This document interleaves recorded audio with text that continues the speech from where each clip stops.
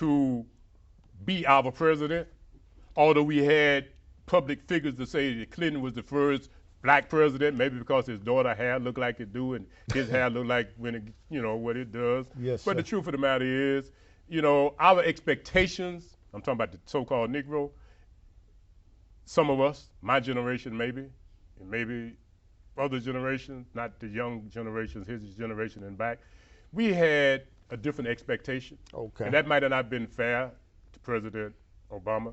We expected that the suffering, the pain, the scars, and the blood, and the lives that was sacrificed during the civil rights movement would not be something that you would think we had to go behind somebody else to get our fair share. We sort of thought that if somebody of color became president, he would be our president. Not our president exclusively, but he would not exclude us. And now it feels to some of us that President Barack Obama deliberately excludes us by saying that we will address the problems, and because the so-called Negro is in poverty, he can get some of that off that trough. But what he don't understand is this here. There are other people that he's setting out to have their own plate. They are also sucking out of the trough. We don't have a plate, which means we got to lick off the ground. And that's my problem with him. When you hook up all these other people and then you tell me, get yours out of all of the other poor, impoverished communities, you part of that, so get it out of the plate. No, dude, you need to do like white folks were doing. Give us some set-asides, because we had 400 years of set-aside labor that was free. So don't sit here and play us. See, you shouldn't have got me around. Well, one of the things is, we as a people, see, I'm a Moor, because I know who I am. And I know that we signed a treaty with these people in 1787, giving them permission to use this land, all right?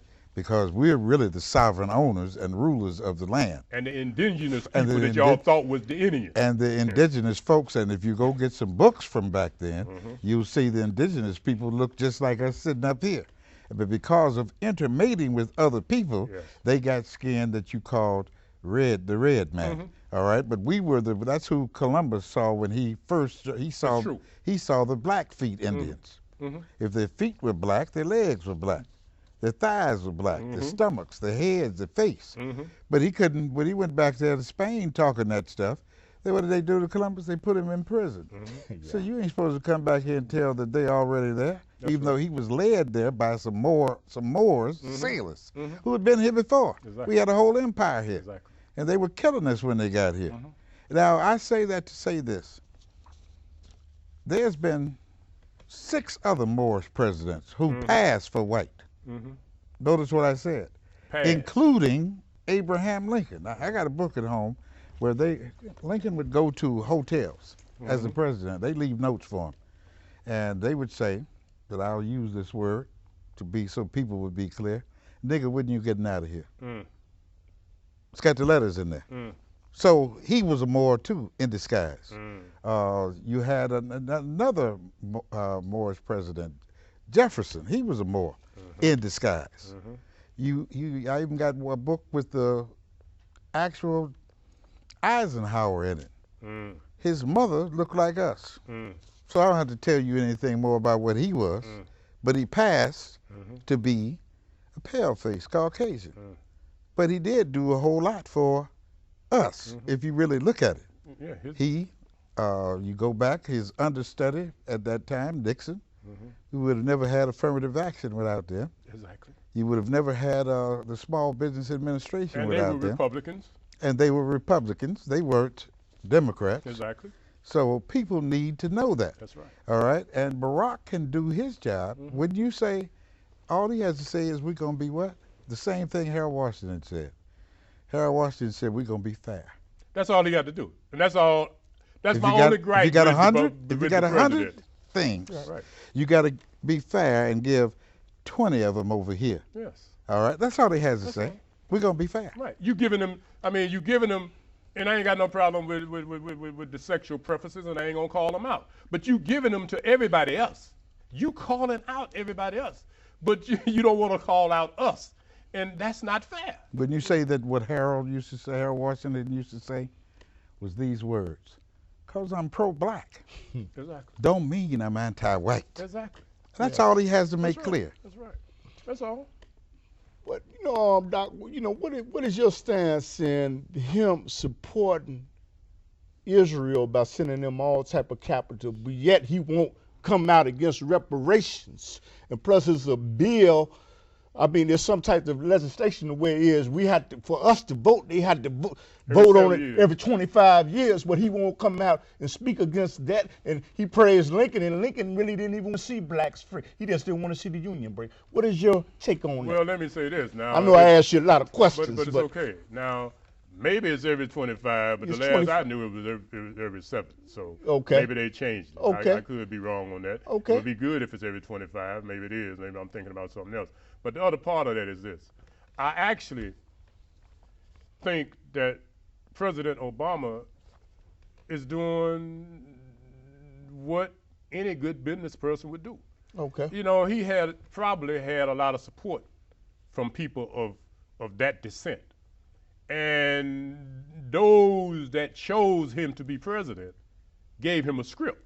But do that mean you will separate yourself from your people, knowing that there's a voting rights bill, and plus you got people that's crying for reparations? But see, I think going to a Confederate grave site. So let me say this: when you say separate yourself to a certain from extent, your people, let me be clear. Okay. Because when your people look at it, you know, I know people still got their little hate on, because I was one of those that said he wasn't one of us. Yeah. And I'm still going to echo what Michael Jackson said, God rest his soul. Yes, it's the man, the woman in the mirror. But Michael also said, they don't care about us. I say he don't care about us. Okay. So he don't see us as that. So he see himself like he saw his mama. Not like he saw his black Kenyan father. So we want him to see us, but we probably treated him wrong when he was a child, because he was a little, you know, his complexion and stuff. And then the white kids and the Asian kids and all these other kids probably made him have to demonstrate a little bit harder. Okay. So he don't have any special love for us any more than he do from anybody else, because he probably got more love when he was growing up from the environment that he grew up in, which was his Caucasian grandparents and his European, should I say, Caucasian mother, and the Asian connection, the whole part of searching for his father and finding his Kenyan father. That is a thing that helped him become president, but it had nothing to do with him caring about us. And how he became involved with the Negro perspective and married into that and made 2 beautiful daughters, all of that's good. But the bottom line is, he ain't never been, he will never be a Negro, because he is not a descendant of slaves that have suffered the atrocities that my ancestors, your ancestors, and your ancestors suffered here. And all of you sitting out there, they want to sit here and say what you want to say. Face your history. Look in the mirror and think about your grandmama in the cotton patch.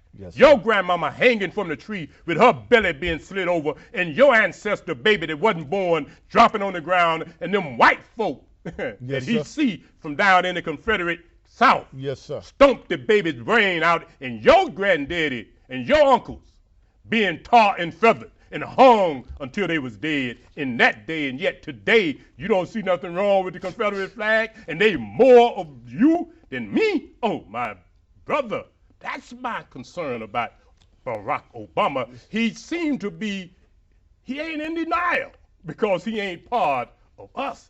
And he really, like Michael said, Michael, you right, he and they, y'all don't care about us. Wow. But one of the things that I'd like to ask you, when you say that, when you know the history of this land, and as Malcolm said, land is the basis of all power, and we were they came here and captured us on our own land. See, I don't use the term slave. We were captives in this land, in captivity.